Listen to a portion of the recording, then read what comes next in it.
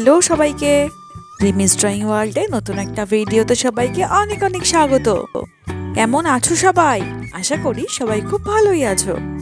আজকের ক্লাসে খুব সোজা করে একটা বর্ষাকালের সিনারি আঁকা দেখাবো, যেটা কিনা আমার ছোট ভাই বোন থেকে শুরু করে সবাই একবার দেখলেই আঁকতে পারবে।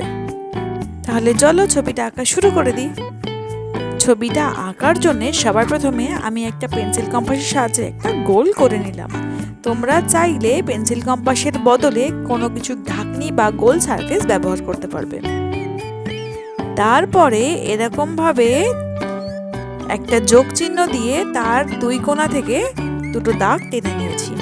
এবার সেই প্রত্যেকটা কোণা এমনি করে করে দেখো একটু হাফ সার্কেল মতো দাগ দিয়ে জোড়া লাগিয়ে দিলাম। একটা ছাতা হলো না? এইবারে এই ছাতাটা ঠিক তলায় এরকম ভাবে দুটো দাগ দিয়ে জোড়া লাগিয়ে দিলাম।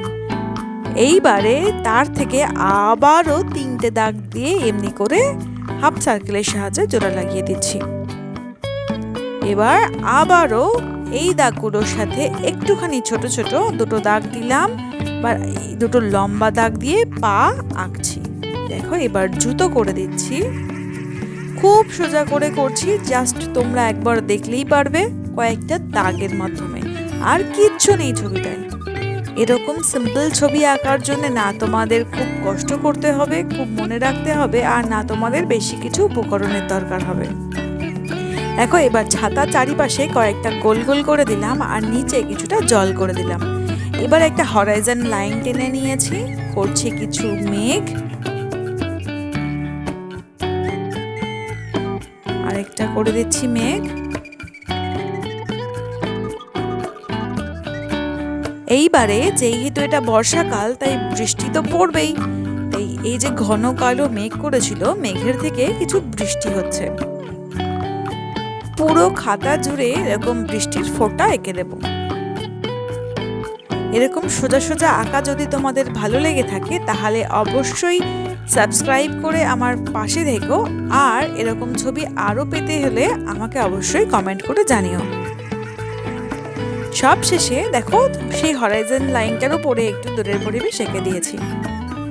এবার আকাশি রং দিয়ে মোটামুটি আকাশের যে অংশটা আছে সেই অংশটা একটু আগে কভার করে নিচ্ছি।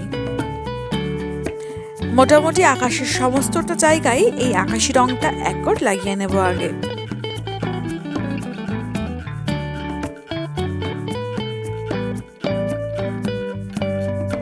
এইবারে এই বর্ষাকালে যে ঘন কালো মেঘগুলো ছিল এই মেঘগুলো একটু ধূসর রঙের করব, কারণ একটা মেঘ করে আছে বৃষ্টি হবে তাই জন্য এই মেঘগুলোতে অ্যাশ কালার করছি। তারপরে এই কোবাল্ট ব্লু রংটা দিয়ে মেঘের ঠিক তলার দিকগুলো হালকা হালকা ভাবে একটু শেড দিয়ে নিচ্ছি, মেঘটাকে আর একটু কালচে দেখানোর জন্য। এবার ফাইনালি কালো রং দিয়ে আবারও সেই কোবাল্ট ব্লুর ওপরে আরেকটা খুব হালকা করে টোন দিয়ে নিচ্ছি। ব্যাস, তাহলে আমাদের মেঘের রং শেষ। এইবারে এই মেঘের চারিপাশে গায়ের পাশ থেকে এই কোবাল্ট ব্লু রংটা দিয়ে হালকা একটু ডার্ক করে দিচ্ছি, খুবই হালকা একটা ডার্ক শেড, যেটা পরে বুঝতে পারবে।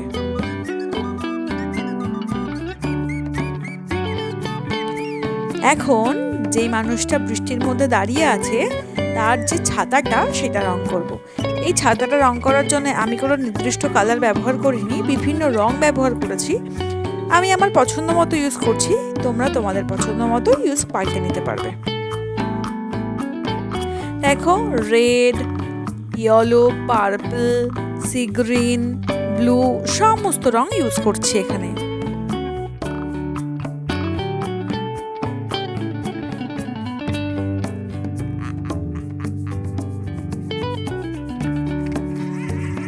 ব্যাস, আমাদের ছাতার রং তো তাহলে এবার কমপ্লিট হয়ে গেল। এইবারে এই যে দূরের পরিবেশটা আছে, দূরের পরিবেশের নিচের দিকটা একটু স্যাপ গ্রিন কালার ইউজ করছি, আর এই স্যাপ গ্রিনের উপরে আমরা লেমন ইয়েলো দিয়ে গোল গোল মেথডে মিশিয়ে দেব।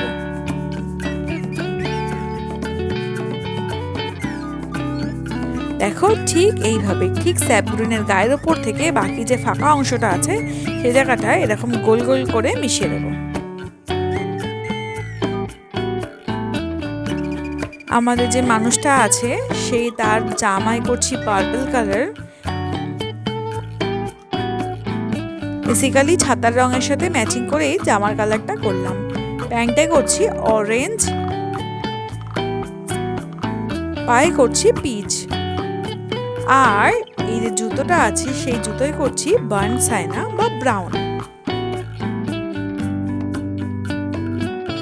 এইবারে নিচে যে জায়গাটা দাঁড়িয়ে আছে সেই জায়গাটা একটু জল জল ছিল, সেই জলে আবারও করছি স্কাই ব্লু, আর একটু শেড দেওয়ার জন্য ইউজ করছি কোবাল্ট ব্লু। আমাদের বাকি রং তো হয়ে গেছে। এইবারে মাঠের যে অংশটা দেখা যাচ্ছে এবার সেই অংশটাতে সবটা জায়গায় করছি হালকা সবুজ।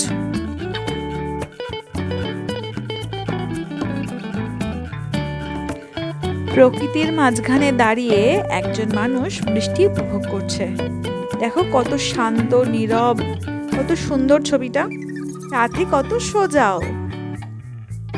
এইবারে ফাইনালি এই হালকা সবুজের ওপরে একটু ডার্ক গ্রিন কালার দিয়ে একটু শেড দিয়ে দিচ্ছি নিচের দিকটা। ব্যাস, তাহলেই আমাদের ছবি কমপ্লিট।